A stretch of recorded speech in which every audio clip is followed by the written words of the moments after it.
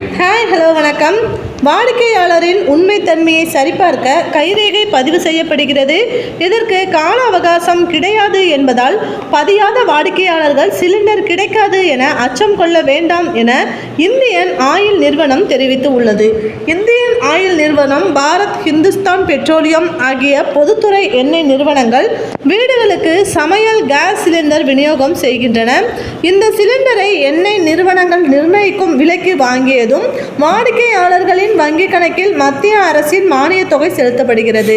மத்திய அரசு பிரதான் மந்திரி உஜ்வாலா யோஜனா திட்டத்தின் கீழ் ஏழ்மையில் உள்ள குடும்பத்தினருக்கு இலவசமாக கேஸ் இணைப்பு வழங்குகிறது. இத்திட்ட பயனாளிகளுக்கு கூடுதல் மானியம் வழங்கப்படுகிறது.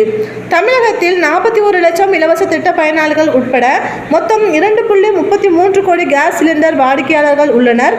தற்போது கேஸ் சிலிண்டர் வாடிக்கையாளரின் உண்மைத்தன்மை சரிபார்க்கப்படுகிறது.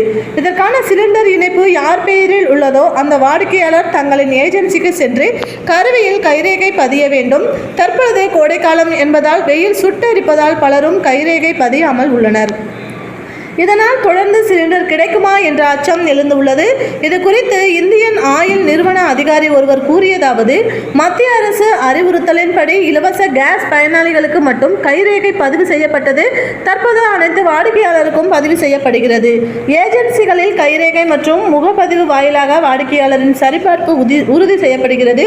ஏஜென்சிக்கு வர முடியாத மூத்த குடிமக்களுக்கு டெலிவரி ஊழியர்களின் மொபைல் போன் டெலிவரி வாயிலாக முகப்பதிவு செய்யப்படுகிறது. வாடிக்கையாளரின் உண்மை சரிபார்ப்பு பயணிக்கு அவகாசம் நிர்ணயிக்கவில்லை, கைரேகை பதியவில்லை என்றாலும் தொடர்ந்து சிலிண்டர் விநியோகம் செய்யப்படும்.